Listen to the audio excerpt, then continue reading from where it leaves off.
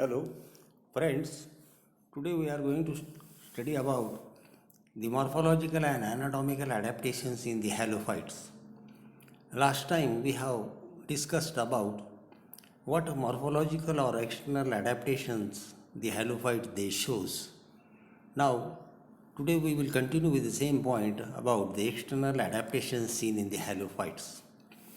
Now, one of the very peculiar adaptation seen in the halophytes is about their germination of the seeds. The germination of the seeds is of very characteristic type. It is called as viviparous mode of seed germination. The halophytes or the mangrove plants growing in the tidal marshes are met with the phenomenon of vivipary, which is defined as the germination of the seeds while the fruits are still attached to the mother plants. So this is a very characteristic mode of seed germination. The seeds are germinated inside the fruit when the fruit is attached to the mother plant. For example, over here, this is the figure showing the attached fruit to the mother plant. This is the attached fruit to the mother plant. This is the mother plant. The fruit is attached, and the mature seeds in this particular fruit, the seeds they directly germinates when the fruit is still attached to the mother plant. When this particular fruit is attached to the mother plant, the seeds they directly germinates and produces embryonic root. We call it as a radicle. This is young root developed directly on the plant body from the fruit inside where the seed is germinated. Now this particular radicle, which is very long, about 1 feet or 1.5 feet or 2 feet in the length, and this particular radicle after its formation, it falls on the ground, it falls on the substratum. For example, over here, this particular fruit falls in the soft mud. This is the soft mud. This is the soft mud. This is the aquatic water level. This particular radicle falls along with the shoot.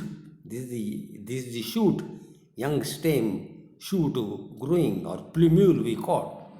And this particular radicle sinks, or it penetrates into the soft mud. This is the mud, and it settles there. It stands there, and this particular radicle later on develops the lateral root. These are the lateral roots.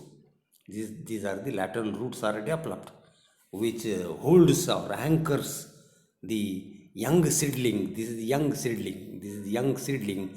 This is anchored to the soft mud, and this is the plumule. This is the young shoot growing above the water, and this is how this particular plant settles there. And so such a mode of seed germination, it is called as viviparous mode of seed germination. For example, over here, this is a colored diagram showing the same phenomenon of viviparous mode of seed germination. That is the germination of the seeds directly inside the fruit when the fruit is attached, still attached to the mother plant,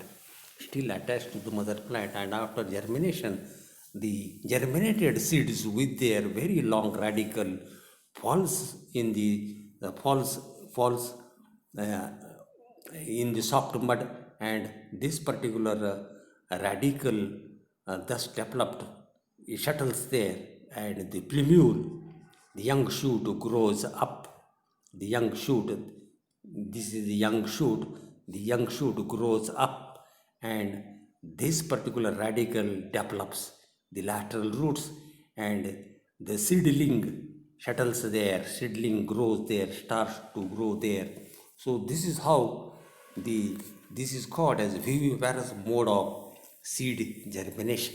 This is just like such sort of phenomenon is also seen in the animals.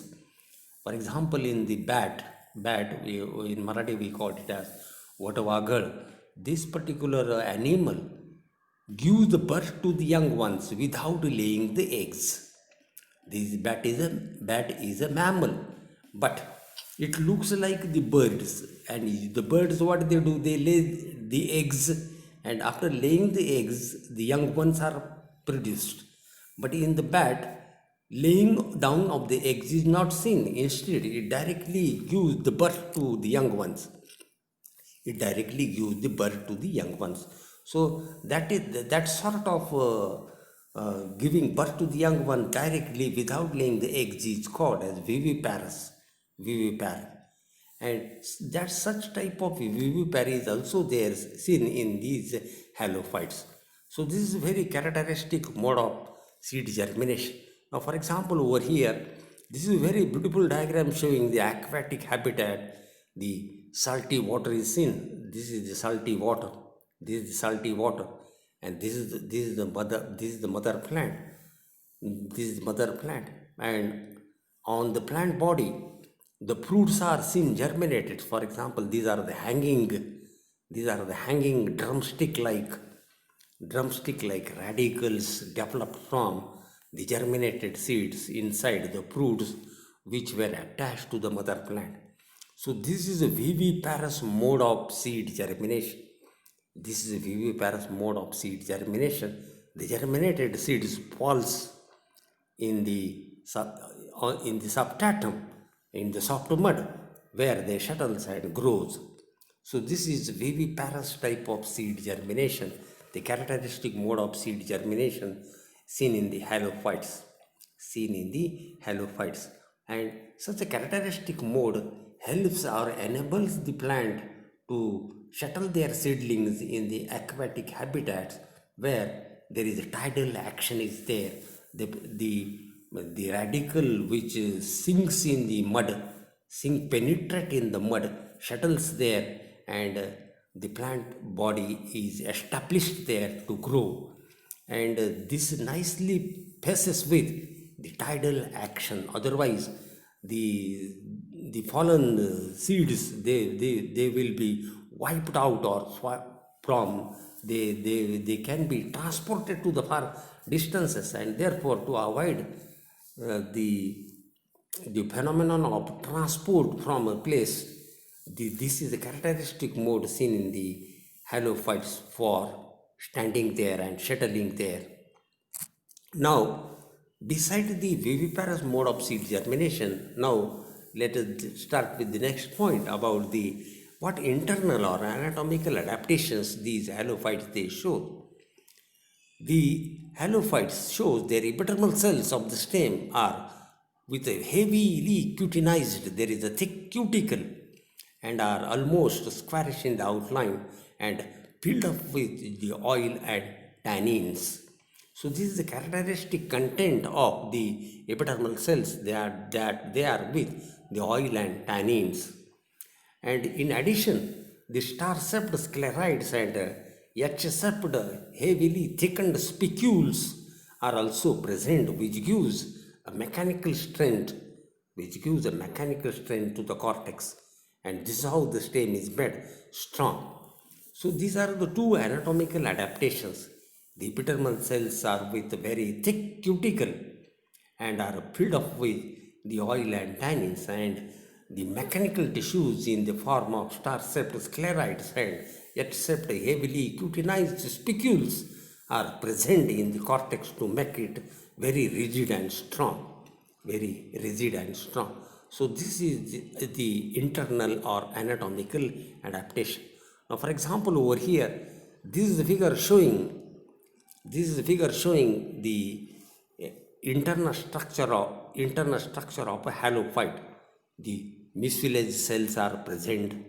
Water storing tissue, aqueous tissue so called, this is also present. The tannin cells are also there. Suppose over here, these are the tannin containing cells seen in the transverse section of the transverse section. So water storage tissue, aqueous tissue is also there, just like the xerophytes.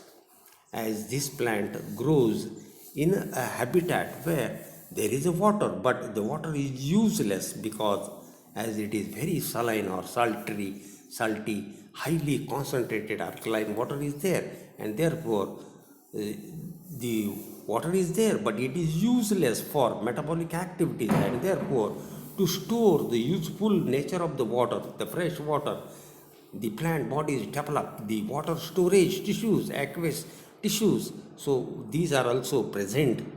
Such water storage or aqueous tissues are present in the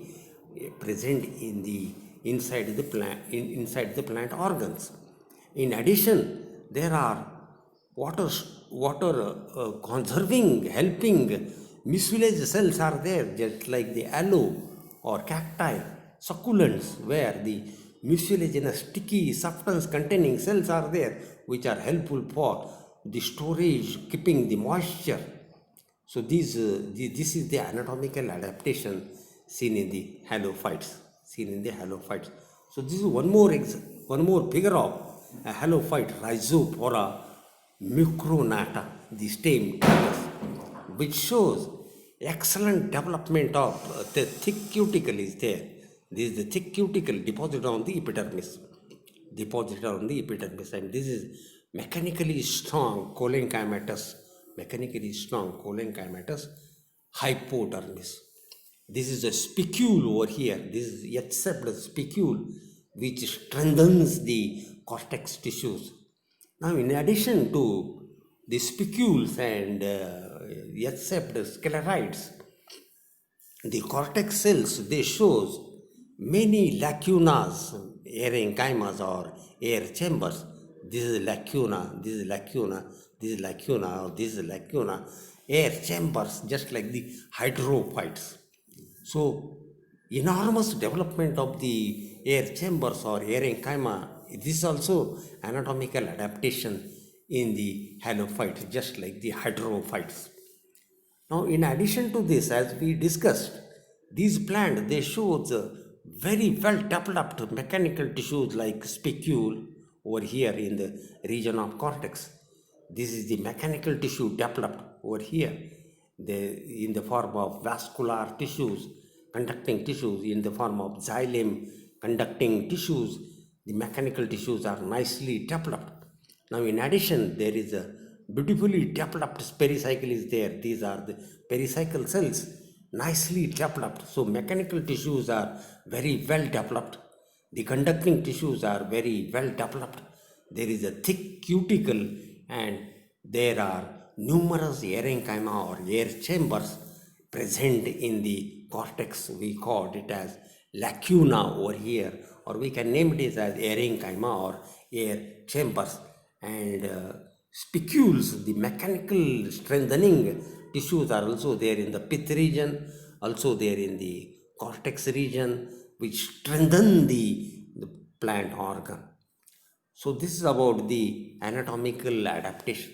The cells are large and small intercellular spaces are there. The cells also shows elasticity, and there is extensive development of the water storing or aqueous tissues. So this is the anatomical adaptation. The small and pure stomata are there. These organs, they contain low chlorophyll content. This is also anatomical adaptation. Now, to view more internal features, we can discuss over here the anatomy of a halophyte, which reveals the number of xerophytic features in them as follows. There is a thick cuticle, as we have discussed this point. There is a thick cuticle on the aerial parts of the plant body. The epidermis of gyrosucculents and coastal halophytes is characterized by a cover of waxy layer in addition to the thick cuticle. So this is anatomical adaptation. Now, leaves may be dorsiventral or isobilateral.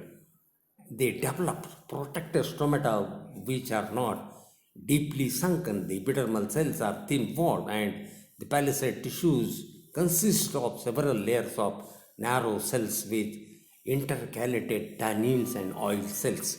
So, containing the tannin and oil cells, this character we have discussed already. So, in addition, the stems in the succulent plant possesses thin-walled water-storing parenchyma cells. The mucilage cells are also there. The aqueous tissue is there, water storing tissue is there, mucilage cells are there, and the cortex is lacunar, that is with the numerous air chambers or air cavities also seen. The leaves and stems of the coastal halophytes are abundantly covered with the various types of simple and branch trichomes, giving the plants a grayish appearance. So this is for the reflection of light. This is for the reflection of the light to avoid the desiccation or burning or heating. Now over here, this is one more figure showing the anatomical adaptations in the halophytes. This is a transverse section of a nematophore. This is a transverse section of the nematophore or breathing root, respiratory root. This figure can be prepared to write about the internal adaptations in the halophytes. Now this particular section shows a dead covering. This is called as a cork. This is called as a cork with lenticels. Lenticels means this is a space opening like the stomata which we see in the other part. Through these lenticels, there occurs ventilation of the gases between the atmosphere and the plant body. Between the atmosphere and the plant body, through these lenticels, the ventilation process, aeration process occurs. These are the pores, openings present in the nematophores. Now, beside this is the region of cortex. This is the region of cortex. The cortex shows numerous air chambers or parenchyma, lacuna in the cortical part. Now, in addition to the numerous parenchyma, this particular nematophore also shows a very nicely developed mechanical tissue pericycle. This is the pericycle, hexagonal, pentagonal cells are there, which are very thick walled and gives a high strength, mechanical strength to the plant organ nematophore. Now, in addition to this particular nematophore also shows nicely developed conducting tissues or vascular tissues. All these are the vascular tissues present in the radial row. This is one row, second row, third row, fourth row, fifth row, sixth row. Such numerous rows are present. 1, 2, 3, 4, 5, 6, 7, 8. Such numerous rows and rows of vascular or conducting tissues are present in the nematophore. Over here, this is the region of the pith. This is made up of loosely arranged parenchyma tissue composing the pith region. So this figure of TS or transverse section of nematophore, it is enough to discuss about what internal or anatomical adaptations the halophytes they show. Presence of a very thick cuticle or dead layer, protective dead layer on the epidermis. This is the anatomical adaptation. The presence of air, presence of openings or pores for ventilation. The presence of parenchyma in the region of cortex. Highly developed mechanical tissues, well developed conducting or vascular tissues in the form of xylem. All these are the anatomical adaptations seen in the halophytes. So with this we stop over here with the discussion on the external and internal adaptations in the halophytes.